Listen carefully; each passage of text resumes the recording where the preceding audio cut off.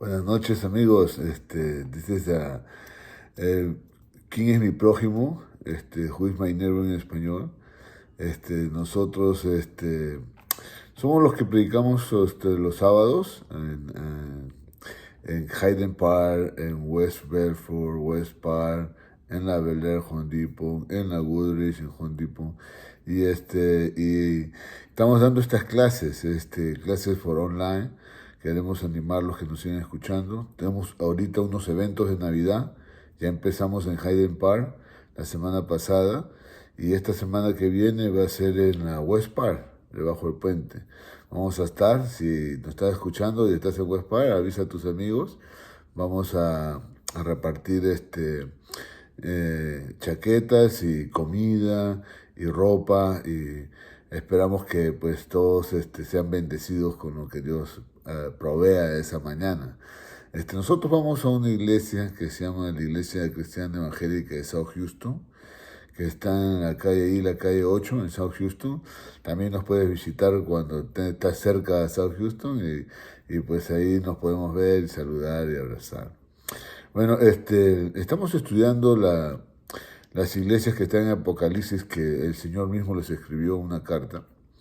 Y me toca esta noche hablar de la iglesia de Esmirna. Así que yo te invito a que abras tu Biblia en Apocalipsis capítulo 2, Apocalipsis capítulo 2, verso 8. Vamos a leer del verso 8 al 11. Entonces, abre tu Biblia. Apocalipsis está al final, es el último libro. Es el libro donde acaba todo lo que Dios ha profetizado a través de sus santos, todo lo que Dios ha dejado establecido para que se cumpla, pero también todo lo que Dios ha dejado para animarnos también, para fortalecernos, y también para que nosotros podamos tener una esperanza.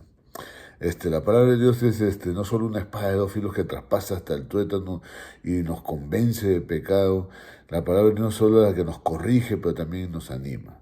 Cuando estamos cansados, tristes, abatidos, ¿no?, con problemas, es la que nos anima. Entonces vamos a leer capítulo 2, verso 8 de Apocalipsis. Y dice así: y escribe al ángel de la iglesia en Esmirna, el primero y el postrero, el que estuvo muerto y vivió, dice esto: yo conozco tus obras y tu tribulación y tu pobreza, pero tú eres rico, y la blasfemia de los que se dicen ser judíos y no lo son, sino sinagoga de Satanás. No temas en nada lo que vas a padecer. He aquí, el diablo echará a algunos de vosotros en la cárcel para que seáis probados, y tendréis tribulación por 10 días. Sé fiel hasta la muerte, y yo te daré la corona de vida. El que tiene oídos, oiga lo que el Espíritu dice a las iglesias. Y el que venciere no sufrirá daño de la segunda muerte. Entonces, fíjate que la palabra de Dios empieza diciendo: escribe al ángel de la iglesia en Esmirna. Y a todas las iglesias siempre hay un ángel que habla a las iglesias. Y un hermano dijo que se está hablando a los pastores, porque siempre a los pastores los tienen por otras cosas, pero no como ángeles. Pero siempre el Señor quiere hablar a la iglesia.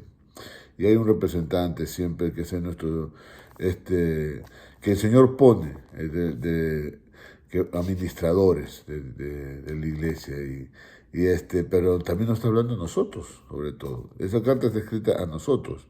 Entonces, ¿pero quién la escribe? El primero y el postrero, al que estuvo muerto y vivió.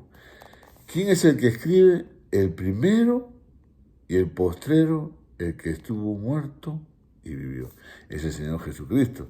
Si tú vas a Hebreos 13:8, Hebreos 13:8 dice: Jesucristo, el mismo ayer, hoy y por los siglos. Es el Señor Jesucristo, el que estuvo desde la creación. Por eso Juan 1:1 dice: En Génesis 1 dice, en el principio Dios creó los cielos y la tierra. Y en 1 Juan 1:1, si tú vas a tu Biblia, en Juan que digo 1:1, dice, Juan 1:1 dice, en el principio era el verbo era con Dios y el verbo era Dios. ¿Y quién era ese verbo? Lo dice en el 14. Y el verbo se hizo carne y habitó entre nosotros y vimos su gloria como el unigénito del Padre, lleno de gracia y de verdad, el Señor Jesucristo. Por eso cuando fue bautizado, dice, se descendió en forma de paloma el Espíritu sobre él y dijo, este es mi Hijo amado en quien tengo complacencia. Entonces, hablando de nuestro Señor Jesucristo. Entonces, Él es el primero y el postrero, el primero que estuvo desde la creación y el último que va a estar hasta el final, parado donde toda rodilla se va a doblar delante de Él y toda boca va a confesar que Jesucristo es el Señor. Entonces, Él es el primero y el postrero, el que estuvo muerto y vivió. Él es el que resucitó. Él es para la eternidad. Él no muere más. Él ya no muere. Cuando Él resucitó, venció la muerte. Así que por eso que todo aquel que me crea no se pierda, va a tener la vida eterna. Y le dijo a María, ¿crees esto? Yo soy la resurrección y la vida. El que esté muerto y cree en mí, aunque esté muerto, vivirá. ¿Se da cuenta? Entonces tenemos esa esperanza, esa seguridad de que el que nos está hablando es el mismo Señor. El mismo Señor es el que está hablando, el que está escribiendo esta carta a ti, a mí, a la iglesia, porque todos nosotros somos el conjunto de personas que ha creído en Cristo Jesús, es la iglesia. Cristo es la cabeza. Entonces Él nos está escribiendo a nosotros. Dice la palabra de Dios, dice esto. Entonces Él dice esto, yo conozco tus obras y tu tribulación y tu pobreza. El Señor conoce tu vida, tus obras. Nadie puede engañar a Dios. El Señor conoce lo que hacemos para Él, nuestros sacrificios, lo que nosotros, cuando nos negamos a nosotros mismos por hacer su voluntad, el Señor lo conoce nuestras obras. Y también conoce nuestras obras malas. Nadie puede engañar a Dios. El Señor conoce, pero conoce cuando nosotros estamos haciendo cosas para Él, con mucho amor, por quererle obedecer.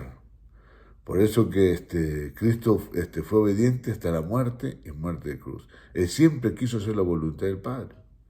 Y dice la palabra de Dios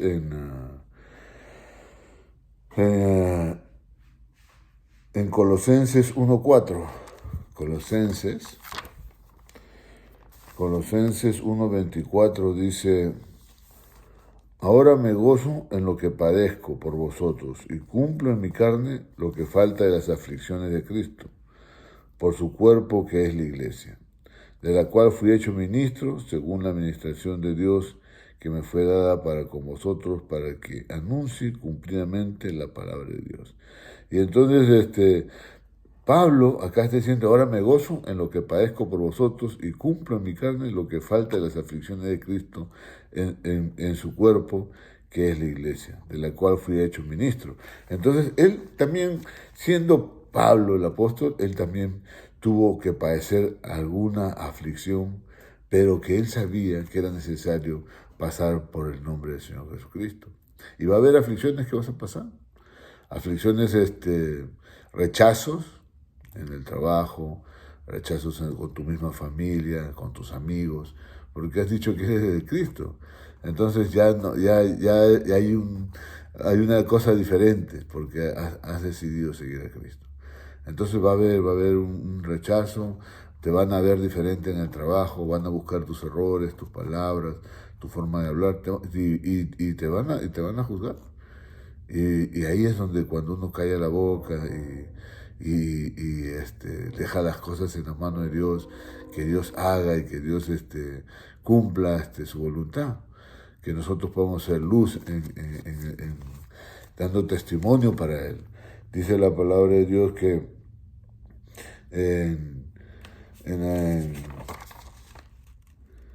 ¿cómo se llama? En Romanos 8:28. En Romanos 8:28 dice, todas las cosas nos ayudan a bien, dice la palabra de Dios. Romanos 8:28. Romanos 8:28 dice: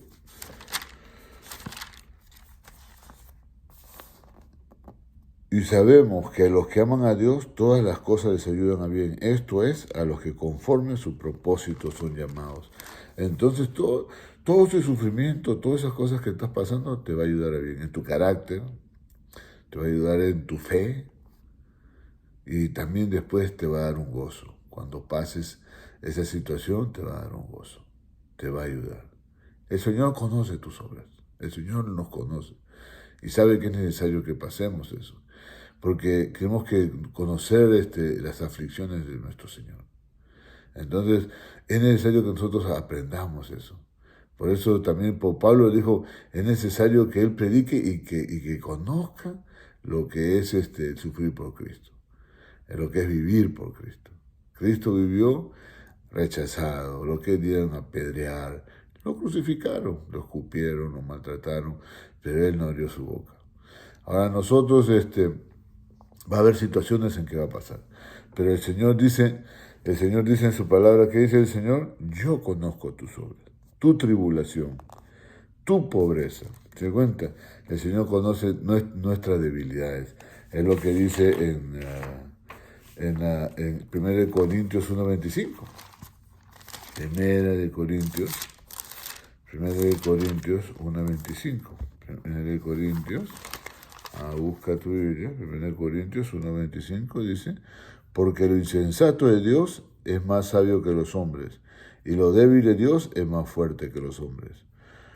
Pues mirad, hermanos, vuestra vocación, que no sois muchos sabios según la carne, ni muchos poderosos, ni muchos nobles, sino que lo necio del mundo escogió Dios para avergonzar a los sabios, y lo débil del mundo escogió Dios para avergonzar a lo fuerte, y lo vil del mundo y lo menospreciado escogió Dios, y lo que no es para hacer lo que es, a fin de que a nadie se jacte en su presencia.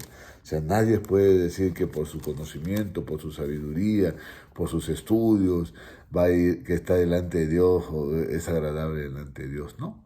Sino que lo necio del mundo, lo vil del mundo, lo despreciado del mundo escogió Dios. Y es lo que Dios transforma y hace. Por eso Él conoce, el que escribe nos conoce. Conoce nuestras obras, nuestro sufrimiento, nuestro trabajo para Él, lo que estamos dando testimonio, pero también Él también conoce nuestras aflicciones, y también, como dice la palabra de Dios, Él conoce todo lo que otros están haciendo contra nosotros. Él lo conoce. Pero también conoce nuestras debilidades. Sabe que nosotros somos débiles. Él conoce nuestra condición. ¿Entiendes? No te dejes engañar. Porque nosotros somos débiles. Hemos venido de una vida de pecado. Pero el Señor es nuestra fortaleza. Él es nuestra fe. Él es el que nos anima a seguir. Ahí es donde nosotros tomamos valor, cuando estamos parados para Él. Cuando nos ponemos por Él y para vivir para Él. Entonces, Él conoce, dice, el Señor conoce nuestra pobreza, conoce nuestra tribulación, conoce nuestras obras. Pero en un paréntesis dice, pero tú eres rico. Tú eres rico porque también el Señor conoce nuestra bondad. Se cuenta, cuando uno hace cosas para el Señor, sale la bondad. Sale la bondad y el Señor conoce lo bondadoso que a veces actuamos. También conoce el Señor. Y no solo eso, sino que realmente hay una riqueza cuando nosotros ponemos nuestra mirada en el Señor. No estamos, y ahí se crea la bondad, porque no estamos mirando este mundo, sino estamos mirando lo venidero, lo que no podemos ver. Entonces, el Señor conoce pues también eso. El Señor lo está conociendo. Como dice en Lucas 12. Lucas 12. Vamos a Lucas.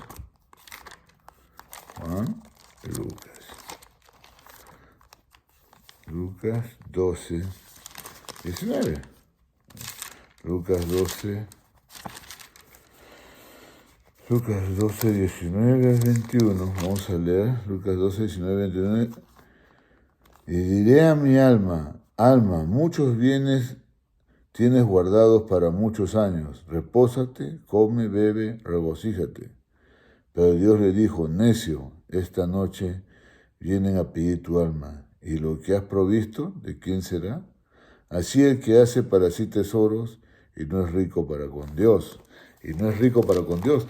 Se dedica a hacer dinero, se dedica a hacer plata, piensa que con eso va a poder reposar, piensa que con eso ya su vida va a estar en paz, ya tengo mucho, pero el Señor dice necio. Y el Señor también conoce. El Señor conoce cuando tú prefieres ir a la iglesia que estar trabajando ese tiempo. De repente es una hora extra, de repente es un dinero extra, pero tú dices, no, yo prefiero estar en la iglesia, prefiero estar con el Señor. Y el Señor conoce eso, el Señor lo conoce, el Señor lo está mirando. El Señor sabe que eres rico, porque estás mirando su reino, que es mayor que este mundo. ¿Te das cuenta? Por eso dice, así es el que hace para sí tesoros y no es rico para con Dios.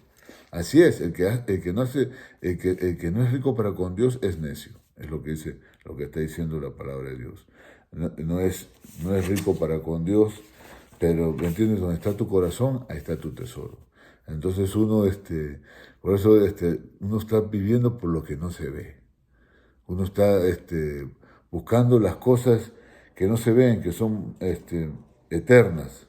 Esas son las cosas que no se ven, las riquezas que no se ven. Me doy cuenta, son cosas que no se ven. Hay unas cosas que no se ven, pero que son eternas. Entonces, el Señor conoce también nuestra riqueza cuando nosotros, porque también somos herederos, coherederos con Cristo. Esa es una riqueza eterna, que vas a reinar con Él, vas a vivir con Él, vas a heredar con Él, con el Señor Jesucristo. Eso es algo que no se ve, pero que va a pasar. Entonces, el Señor también conoce esa riqueza que tú tienes al dejar el mundo, dejar las cosas del mundo, la riqueza, por hacer las cosas de Dios, por estar en comunión con Dios. Hay una riqueza en eso también. No os hagáis tesoros en la tierra, sino en el cielo, donde el orín y el ladrón no pueden hurtar ni corromper. Entonces, eso es lo que también es importante. Es importante que el Señor conoce y cosas que nosotros tenemos que hacer. ¿Se da cuenta? Tenemos que hacer para la gloria y la honra de Él. Entonces, el Señor dice, yo conozco tus obras, tu tribulación, tu pobreza, pero también conozco que eres rico.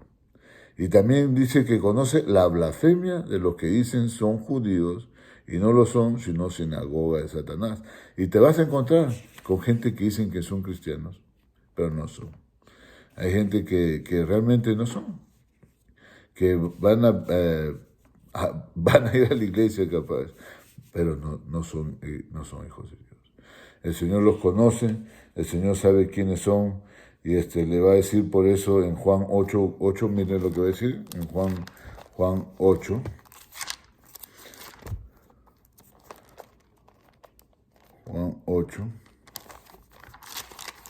Juan 8, 41, 44. Y le dice así la palabra de Dios. Desde el 40. Pero ahora procuráis matarme a mí, hombre que os he hablado la verdad, la cual he oído de Dios. ¿No hizo esto Abraham? Vosotros hacéis las obras de vuestro Padre. Entonces el Señor Jesucristo le está hablando. Respondieron y le dijeron, nuestro Padre es Abraham. Jesús dijo, si fueses hijos de Abraham, las obras de Abraham harías. Pero ahora procuráis matarme a mí, hombre que os he hablado la verdad, la cual he oído de Dios. ¿No hizo esto Abraham? Él también estaba hablando lo que Dios dijo. Vosotros hacéis las obras de vuestro padre. Entonces le dijeron, nosotros no somos nacidos de fornicación, un padre tenemos que es Dios. Y Jesús entonces le dijo, si vuestro padre fuese Dios, ciertamente me amarías, porque yo de Dios he salido y he venido, pues no he venido de mí mismo, sino que Él me envió. Porque no entendéis mi lenguaje, porque no podéis escuchar mi palabra.